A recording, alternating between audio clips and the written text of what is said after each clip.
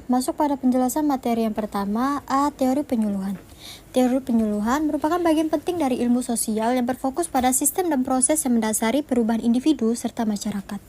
Dalam konteks ini, penyuluhan bertujuan untuk mengubah perilaku, pengetahuan, dan sikap masyarakat agar dapat meningkatkan kualitas hidup mereka. Hal ini sangat relevan dalam berbagai bidang, terutama dalam konteks pertanian dan kesehatan, di mana penyuluhan dapat membantu masyarakat mengadopsi praktik-praktik yang lebih baik dan lebih efisien. Penyuluhan berfungsi sebagai jembatan antara pengetahuan yang ada dan praktik yang diterapkan di lapangan. Melalui penyuluhan, informasi dan teknologi baru dapat disampaikan kepada masyarakat, sehingga mereka dapat membantu untuk membuat keputusan yang lebih baik terkait dengan kehidupan sehari-hari mereka. Misalnya, dalam bidang pertanian, penyuluhan dan membantu petani memahami teknik pertanian yang lebih modern dan ramah lingkungan. Dengan demikian, teori penyuluhan tidak hanya berfokus pada transfer pengetahuan, tetapi juga pada bagaimana pengetahuan tersebut dapat diterapkan dalam konteks sosial dan budaya yang spesifik. Penyuluhan yang efektif memerlukan pemahaman yang mendalam tentang kebutuhan dan karakteristik masyarakat yang menjadi sasaran, serta keterlibatan aktif dari masyarakat itu sendiri dalam proses perubahan.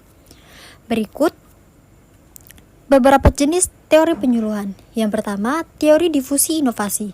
Teori difusi inovasi yang dikembangkan oleh Everett Rogers menjelaskan bagaimana inovasi baik ide, praktik, atau produk baru menyebar di dalam suatu populasi melalui 5 tahap: pengetahuan, persuasi, keputusan, implementasi, dan konfirmasi. Pada tahap pengetahuan, individu menyadari adanya inovasi melalui berbagai saluran komunikasi. Selanjutnya, pada tahap persuasi, mereka memulai membentuk sikap terhadap inovasi berdasarkan faktor-faktor seperti keugalan relatif, kompatibilitas, dan kompleksitas. Yang kedua, teori pembelajaran dewasa, andragogi. Teori pembelajaran dewasa atau andragogi yang dikemukakan oleh Malcolm Knowles berfokus pada cara orang dewasa belajar dan mengidentifikasi beberapa prinsip kunci yang membedakan pembelajaran dewasa dari pembelajaran anak-anak. Prinsip ketiga adalah kesiapan untuk belajar, di mana orang dewasa lebih siap belajar ketika menghadapi situasi yang relevan dengan kehidupan mereka. Yang ketiga, teori perubahan sosial. Teori perubahan sosial menjelaskan bagaimana perubahan dalam masyarakat terjadi dan faktor-faktor yang mempengaruhi perubahan tersebut, termasuk aspek ekonomi, politik, budaya, dan sosial. Dalam konteks penyuluhan sosial, pemerintah tentang teori ini sangat penting untuk membantu penyuluhan memahami dinamika masyarakat yang menjadi sasaran intervensi mereka. Faktor ekonomi dapat mempengaruhi cara hidup masyarakat, seperti pertumbuhan pendapatan yang mendorong pola konsumsi yang lebih baik untuk kebijakan pemerintah, dan partisipasi masyarakat juga berperan dalam perubahan sosial, di mana kebijakan yang mendukung pendidikan dan kesehatan dapat mendorong adopsi praktik yang lebih baik. Yang keempat, teori komunikasi. Teori komunikasi mencakup berbagai model dan pendekatan yang menjelaskan cara informasi disampaikan dan diterima. Beberapa model utama dalam teori ini termasuk model linear, interaktif, dan transaksional. Model linear menggambarkan komunikasi sebagai proses satu arah di mana pengirim mengirimkan pesan kepada penerima tanpa umpan balik langsung. Sebaliknya, model interaktif menekankan adanya umpan balik antara pengirim dan penerima, sehingga komunikasi menjadi lebih dinamis. Baiklah, materi yang kedua yaitu tentang model pendekatan dalam penyuluhan. Model penyuluhan merupakan cara untuk mendekatkan penyuluhan dengan sasaran penyuluhannya.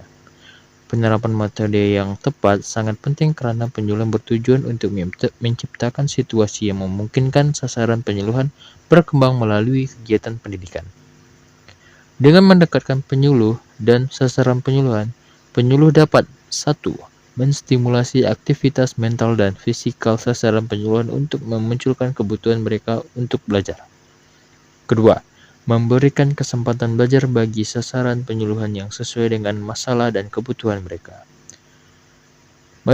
Model penyuluhan harus didasarkan pada pertimbangan efisiensi dan efektivitas. Efektivitas mengacu pada besaran pencapaian tujuan, sedangkan efisiensi mengacu pada pertimbangan rendahnya biaya, tenaga, dan waktu yang digunakan. Adapun klasifikasi metode penyuluhan berdasarkan beberapa faktor yaitu 1. Jarak sasaran. Metode penyuluhan dapat dibagi menjadi 2 kategori yaitu langsung adalah seperti kunjungan lapangan, kunjungan rumah, dan tidak langsung adalah seperti melalui media penyuluhan seperti radio bahan cetakan. Yang kedua, indera penerima. Metode penyuluhan dapat dibagi menjadi 3 kategori, yaitu metode penyuluhan terlihat seperti TV, film, bahan cetakan, dan metode penyuluhan terdengar yaitu seperti radio, TV, film. Dan kombinasi antara metode terlihat dan terdengar adalah AVA, yaitu Audio Visual Aids. Selanjutnya yang ketiga yaitu jumlah sasaran penyuluhan.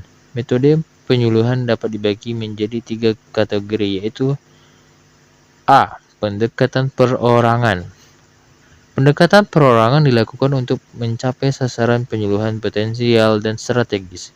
Keunggulan pendekatan perorangan adalah perubahan perilaku sasaran penyuluhan yang lebih mantap, namun pendekatan perorangan memerlukan banyak tenaga dan waktu.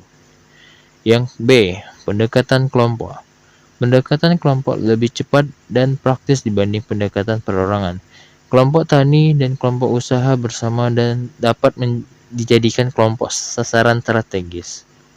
Selanjutnya yang C, pendekatan massal. Pendekatan massal dilakukan untuk memberi informasi awal dan membangkitkan rasa ingin tahu. Namun, pendekatan massal tidak efektif untuk membujuk dan mendorong seseorang atau sekelompok orang untuk berbuat sesuatu. Setiap pendekatan penyuluhan memiliki keunggulan dan kelemahan masing-masing. Penentuan metode yang akan digunakan tergantung pada jumlah sasaran penyuluhan, materi penyuluhan, dan dampak yang ingin dicapai. Materi terakhir yaitu konteks penerapan teori dan model penyuluhan. Penyuluhan merupakan salah satu strategi penting dalam meningkatkan pengetahuan, mengubah perilaku, dan memberdayakan masyarakat dalam berbagai aspek kehidupan. Melalui penyuluhan, informasi dan inovasi dapat disebarluaskan secara sistematis agar individu maupun kelompok dapat memahami dan menerapkan konsep yang diberikan dalam kehidupan sehari-hari. Keberhasilan penyuluhan sangat bergantung pada pemilihan teori dan model yang sesuai dengan karakteristik sasaran serta tujuan yang ingin dicapai. Salah satu bidang utama penerapan teori dan model penyuluhan adalah penyuluhan sosial, di mana teori perubahan sosial digunakan untuk memahami bagaimana perubahan dalam masyarakat terjadi dan faktor-faktor yang mempengaruhinya, seperti aspek ekonomi, politik, budaya, dan sosial.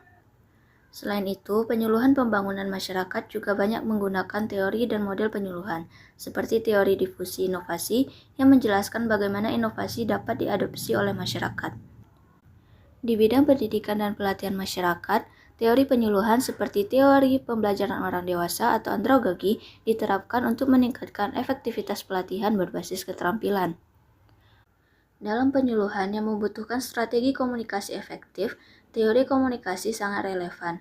Misalnya, dalam penyuluhan bahaya narkoba bagi remaja, penyuluh menggunakan model komunikasi transaksional di mana komunikasi dua arah diterapkan melalui sesi tanya jawab yang interaktif. Bidang lain yang juga relevan adalah penyuluhan lingkungan, seperti kampanye pengelolaan sampah atau pelestarian lingkungan. Dalam program ini, model penyuluhan visual dan audiovisual digunakan untuk meningkatkan kesadaran masyarakat melalui poster, video edukatif, serta media sosial. Setiap bidang memiliki pendekatan penyuluhan yang berbeda sesuai dengan karakteristik sasaran dan tujuan yang ingin dicapai. Oleh karena itu, pemilihan teori dan model penyuluhan harus disesuaikan dengan konteks serta kondisi edukasi langsung mengenai gizi ibu hamil atau perawatan bayi. Setiap bidang memiliki pendekatan penyuluhan yang berbeda sesuai dengan karakteristik sasaran dan tujuan yang ingin dicapai. Oleh karena itu, pemilihan teori dan model penyuluhan harus disesuaikan dengan konteks serta kondisi sosial, budaya, dan ekonomi masyarakat yang menjadi target intervensi agar penyuluhan lebih efektif dan berkelanjutan.